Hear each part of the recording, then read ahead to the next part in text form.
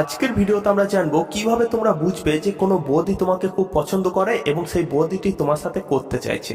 কি করতে চাইছে এমনটা নিশ্চয়ই তোমাদের ভেঙে বোঝানোর দরকার নেই। তো জানতে চাইলে ভিডিওটা অবশ্যই লাস্ট পর্যন্ত দেখো, আর তোমাদের মনে কোনো প্রশ্ন থাকলে কমেন্ট করে দাও, সেখানে আমি তোমাদের 100% অবশ্যই রিপ্লাই দেবো। তো সবার প্রথম হচ্ছে, যখনই কোনো বৌদি তোমাকে খুব পছন্দ হবে এবং সে যখন তোমার সাথে কিছু করতে চাবে, সে কি করবে, তোমাকে তার প্রতি আকর্ষণ করার চেষ্টা করবে যাতে পুরো কাজটা খুব আরামসেই হয়ে যায়। আর সে আকর্ষণ তোমাকে কিভাবে করবে, সে তার শরীরের বিভিন্ন অঙ্গ তোমাকে বিভিন্ন কাজের অছিলায় দেখানোর চেষ্টা করবে। যেমন ধরো, কখনো বুকে থেকে কাপড় কাপড় নেমে যাওয়া বা কাপড় সরে যাওয়া, অথবা পেটের কাপড় সরে যাওয়া, অথবা কাজের অছিলায় এমন ভাব দেখাবে যেন সে কিছু জানেই না, এমনি এমনি পুরোটা হয়েছে, এবং সে তার পায়ের কাপড় হাঁটু পর্যন্ত তুলে দেওয়া। তো এমনটা যদি কোনো বৌদি বারবার তোমাকে দেখে করতে থাকে, তোমাকে দেখি দেখি যদি করে, তাহলে বুঝবে সে কিন্তু তোমাকে আকর্ষণ করার চেষ্টা করছে এবং তার ভেতরে কিন্তু আগুন জ্বলছে, সে কিছু একটা গন্ডগোল কিন্তু করতে চলেছে। তো এমনটা যখনই হবে তখন কিন্তু সাবধান হয়ে যাওয়া দরকার। 2 নম্বর হচ্ছে, তোমার দিকে সে এক দৃষ্টিতে তাকিয়ে থাকবে। সাধারণ মেয়ে কিভাবে তাকায়, তার যখন কোনো ছেলেকে পছন্দ হয়, কোনো একটা আইবুড়ো মেয়ে, তো সে কি করবে, তার দিকে তাকাবে, আবার ছেলেটা যখন তার দিকে তাকাবে সে লজ্জা পেয়ে চোখ সরিয়ে নেবে। কিন্তু বিবাহিত মেয়েরা কি করবে, এদের মধ্যে লজ্জা শরম তখন সেই মুহূর্তে থাকে না। এরা এক দৃষ্টিতে যে ছেলেটার দিকে তাকিয়েই থাকবে, তাতে ছেলেটাও যদি তার চোখের দিকে তাকায় তাতেও কোনো অসুবিধা নেই, সে কিন্তু নিজের চোখ সরিয়ে নেবে না। এবং তারই সাথে সে মাঝের মধ্যে কি করতে পারে, নিজের ঠোঁটটাকে কিন্তু নিজের দাঁত দিয়ে কামড়াতে পারে। তো কখনো যদি তোমার সাথে এমনটা হয় যে কোনো বিবাহিত মেয়ে তোমার দিকে এক দৃষ্টিতে তাকিয়ে আছে এবং তার সাথে দেখছো যে সে মাঝে মধ্যে নিজের ঠোঁট কামড়াচ্ছে, তাহলে বুঝবে যে কিছু একটা গন্ডগোল কিন্তু রয়েছে, বৌদিটা তোমাকে খুব পছন্দ করে এবং সে তোমার সাথে করতে চাইছে। 3 নাম্বার হচ্ছে ডবল মিনিং কথাবার্তা বলা। ডবল মিনিং কথাবার্তা মানে কি রকম, মানে সামনাসামনি বলবে একরকম কথা কিন্তু তার উল্টো একটা মানে হতে পারে। যেমন ধরো, আমি তোমাকে যদি বলি, আচ্ছা তোমার কলাটা তো বেশ ভালো বড়, তো এর মানে তোমরা কি বুঝতে পারছো? কখনো কলা ভাবছো, আবার যাদের একটু মাইন্ড খারাপ তারা কিন্তু অন্য কিছুই ভেবে বসবে। তো ঠিক এই রকম কথাবার্তা যদি কোনো বৌদি তোমার সাথে বলে, তাহলেও কিন্তু ধরে নিও যে এখানে কিন্তু একটা প্রবলেম রয়েছে, বৌদির ভেতরে আগুন জ্বলছে এবং সে তোমার সাথে কিছু একটা করার চেষ্টা করছে।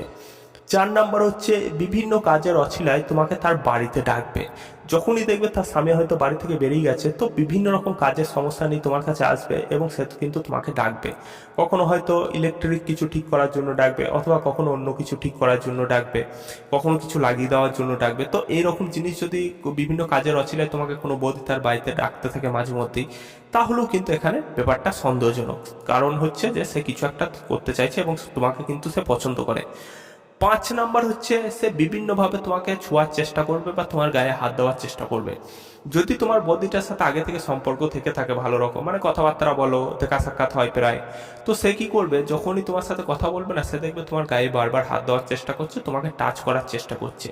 তো এরকম কাজ যদি কোনো বৌদি তোমার সাথে করতে থাকে, ফ্রেন্ডলি মনোভাব রাখে তোমার সাথে, বারবার তোমাকে টাচ করছে, তোমার গায়ে হাত দিচ্ছে, তোমার হাত চেপে ধরছে, তাহলেও কিন্তু ধরে নিও যে সেই বৌদির ভেতরে কিন্তু আগুন জ্বলছে এবং সে কিন্তু তোমার সাথে কিছু একটা করার চেষ্টা করছে। 6 নাম্বার হচ্ছে, তার স্বামীর ব্যাপারে নিন্দে করা। এমনটা কিন্তু হামেশাই হয়ে থাকে, যখনই কোনো মেয়ে অন্য একটা ছেলের সাথে রিলেশন করবে না, তখন দেখবে সে অটোমেটিক্যালি তার নিজের স্বামীর ব্যাপারে সে ছেলেটার কাছে নোংরা নোংরা কথা বলবে, তার ব্যাপারে অপমানজনক কথা বলবে, ঠিক আছে, ঘৃণাজনক কথা বলবে। তো এইরকম যদি কোনো বৌদি তোমার সামনে করতে থাকে, তাহলেও কিন্তু ধরে নিও যে সেই বৌদিটা কিন্তু তোমাকে পছন্দ করে এবং সে তোমার সাথে কিছু একটা করার চেষ্টা করছে। তবে শেষ মুহূর্তে তোমাদের একটা কথাই বলবো, একটা হিন্দি কথা তোমরা শুনে থাকবে, একটা গান আছে, বুলাতি হে মগর জানে কা নেহি, একটা শায়রি আছে, গান নয় সরি শায়রি আছে। তো যখনই দেখবে কোনো বিবাহিত মেয়ে তোমার সাথে এই ধরনের কাজ করছে, হয়তো তোমার নিজের মনের ভেতরেও মনে হবে যে হ্যাঁ চলে যায়, কোনো ব্যাপার নাই, দারুণ মজা হবে, কিন্তু বুলাতি হে মগর জানে কা নেহি, যতই ডাকুক না কেন এই সব জায়গায় কখনো যেতে যাবে না। সামান্য 2 মিনিটের সুখ নিতে গিয়ে বা 2 মিনিটের মজা নিতে গিয়ে তোমাকে কিন্তু সারা জীবনের কষ্ট ভোগ করতে হবে এবং তারই সাথে অপমানও কিন্তু ভোগ করতে হবে। তো এই দিক থেকে যতটা পারবে দূরে থাকবে। যদি খুবই বেশি দরকার পড়ে তোমার, তাহলে বাড়িতে বসে ঘরে চুপচাপ হ্যান্ডেল মারো, এর থেকে বেশি কিছু করার চেষ্টা করবে না। তো আজকের মতন এটুকুই, আশা করছি তোমরা বুঝতে পেরেছো আমি কি বোঝাতে চাইছি তোমাদের। ঠিক আছে, শেষ মুহূর্তে যেটা বললাম সেটা কিন্তু অবশ্যই মনে রাখবে, যাই করুক না কেন কোনো বিবাহিত মেয়ে তোমাকে যতই ডাকুক সেখানে যাওয়ার চেষ্টা করবে না। তো আজকের মতন এটুকুই, দেখাবো আবার পরের ভিডিওতে।